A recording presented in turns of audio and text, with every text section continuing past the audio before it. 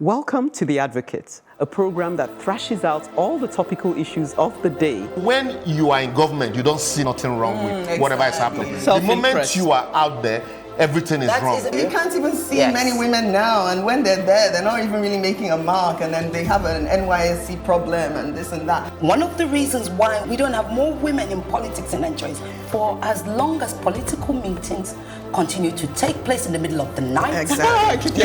Really? Disastrous for a president To even say be he's unaware of the chief It's justice. a ploy. It could be a strategy. That strategy was very Backfired. terrible strategy. Because the buck stops at your table. Whether it's that we don't look after our cities, and quite frankly, Nigeria is becoming a very ugly place. When you are the only one feeding the people with this news and there is nobody countering them, it becomes, the news. Welcome to The Advocate.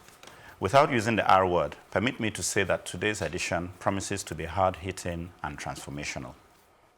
From books to social media, I ask, isn't it time we evolved into a more literate people, both in reading and generating the literature of the people? Ireti is not amused by our comedians and asks that we keep a straight face at crooked jokes. Uche is wondering if our culture of apathy isn't first taught at home and at schools. Saidu is challenging our colorization of crime and asserting that crime knows no tribe. Ekene is stating unequivocally that our culture of lateness is due to arrogance. Now, is that direct enough for you? Stay tuned. Who says evolving trends aren't a sign of the times? The 1980s in Ikoyi at Federal Secretariat. Those who remember, books and magazines were sold outside the buildings while federal civil servants worked inside, before Abuja. My regular customer, which is Nigerian for who I buy a lot from, handed me a book to buy, written by General Danjuma. I declined, saying to him that all I need to know about Nigeria would not be written by those who perhaps play with her, plunder her, and reduce her to a slumbering giant. Another man, as if a paid agent, protested my statement and wanted to turn the matter into what it was not, so I avoided the dimwit. It's so many decades now. The giant is in a coma. Many plunderers have written so many books. Many former journalists turned government messengers have also written pathetic books. And so it goes. Books, books, books. Books and other literature are effective means of disseminating information to the learned, a very small proportion of our people. Remember the 1979 song, Video Killed the Radio Star by the Buggles? The world preferred to see or hear than read, because most of us cannot read or be bothered to read. But one more murder has taken place. Social media has killed the video star.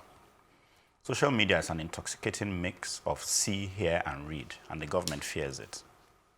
Social media was the making of Sahara reporters, of massive criticism of government and those in high places, a means of advertising events, including demonstrations. Remember the violent riots under David Cameron in the UK, all arranged on WhatsApp. Arguably, social media played a great hand in pulling down Goodluck Jonathan, and it is a thorn in Buhari's flesh. No wonder he tries to clamp down on it. So, Sowore used the word revolution, preferably for me defined as activity or movement designed to effect fundamental changes in the socio-economic situation. He says we should bundle the president out of Aso Rock. That's a wish. There's practically no one to whom he can give such an instruction. I too would like to ask the president to leave. So I suspect Sowore will not go down for treason. It is time to scrutinize commentary on our lives, make them more reasoned and true and closer to some objectivity. It is time to end sycophancy and greed, false propaganda written in books and launched by millionaire government sympathizers. Time to educate our people to read, and more importantly, that we produce what they can absorb in a format they can handle.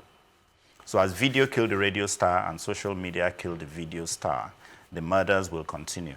Then the message will reach more varied demographics. Interesting. I seem to be following you till the end, the latter part. So Okay. I just want you to clarify for me. When you say it's Okay. time to scrutinize the commentary on our lives, what do you mean by that? I think in the light of all that's happened recently with everybody arguing about the word revolution and the meaning, and somebody wants to turn the country into anarchy and all that, I think that, yes, to some extent, we should try to be more reasoned in how we put forward the message. Okay. But at the same time, the message is clear. I mean, I don't see how, So we should be careful to use words like revolution then. Yeah, I think so, yes, and any other such word. But I also think that we're getting to a stage in this country where we're just looking for fights and disagreements and things like that. And when that happens, it means we are spiraling out of control. So, I mean, I just want That I say the word revolution does not necessarily mean that I am using it perhaps correctly even. Okay. It may just mean to me that I want the system overhauled. shaken, overhauled, whatever. It doesn't mean I want to kill anybody. Yeah, because I learned something from our discussion on hate speech, and right. I was trying to say, oh, caution, be careful. Yes. But I realized actually after that discussion, I went back and reflected and realized actually what's more at stake are civil liberties.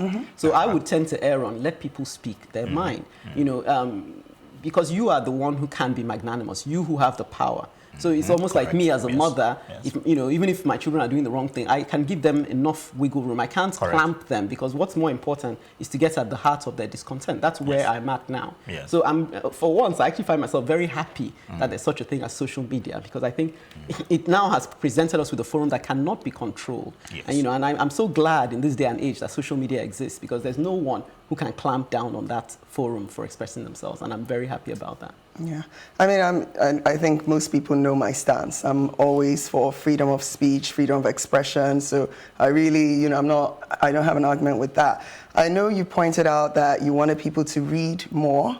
I'm not necessarily sure reading is really where the problem lies. I think maybe people need to develop critical thinking, maybe be able to analyze information, because a lot of the time there's a lot of information out there, but it's also disinformation. Do you understand? So if people are, even if they're reading, doesn't necessarily mean that they're taking in the truth, engaging with it, or that they actually understand even what they're reading. So I think what we all need now is to develop critical thinking, learn how to analyze things. What? How do you develop? Exactly. I was just going to say again, I guess it will go back to my topic when I do, do my topic, because I think a lot of this starts from the schools. Because, for instance, people that study abroad, when they teach you comprehension in a different way to people who learn comprehension in Nigerian schools. So, like, those in Nigerian schools are usually often taught to cram, taught to regurgitate information, not necessarily to analyze it and think. So I know that when I moved over to the UK to study, that was something that I had to adjust. I had to adjust the way I go about things. I had to start analyzing things, answering things from that perspective rather than just regurgitating whatever. So I just feel like information is everywhere, good, bad, information, disinformation, you name it. So it's about you then going further and doing your research to get at the truth. So yeah. No, I think what I meant by reading is that it's not just so you read. Of course, you read, you reason, you criticize, whatever. What I'm basically saying is that a lot of information comes written.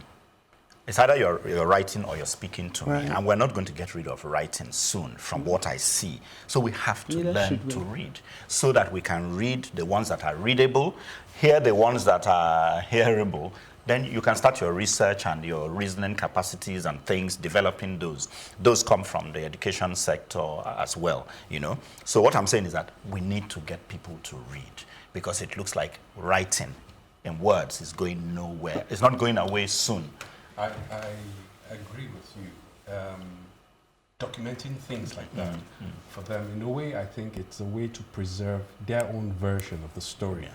And if you don't resist that, you'd find that you're just, bombarded with one side of the story that may not necessarily be true. However, on, social media, it's a very powerful medium. At the same time, you'd expect that people would be very, very careful. That's where I disagree with you. That you can't use words like revolution carelessly, because people interpret that word differently. And since you're talking to the world, you understand, you can start revolutions. Wars have been started from words. So you can't carelessly use words that would incite people, because you have the power to use that word. And for everything you do, there are consequences.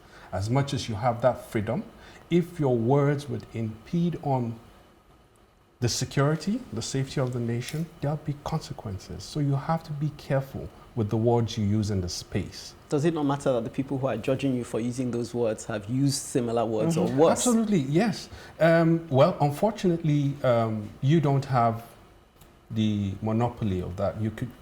People could have used, because I've heard people say that, such and such person used the same words. And I checked.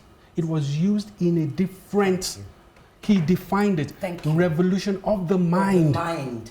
You understand? That's a different revolution. But when you're saying mobilize, move the person out of government. No, I'm even referring to other more radical statements like, if I don't win the elections, then, everything's the place, the country, but exactly. that is just a general statement. Oh, it's a general statement saying, then. If you say, the space is an open space. I could say anything. I could tell you I don't like you. You're allowed to express yourself whichever way you want, right? But when you use words like revolution, it's don't forget that you understand, the message you're trying to pass on.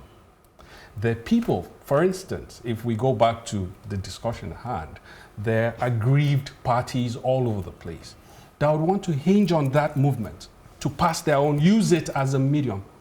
Do you understand? So we have to be careful how we use words, in my opinion. No, I have nothing to say. Okay. All right. Interesting. Okay.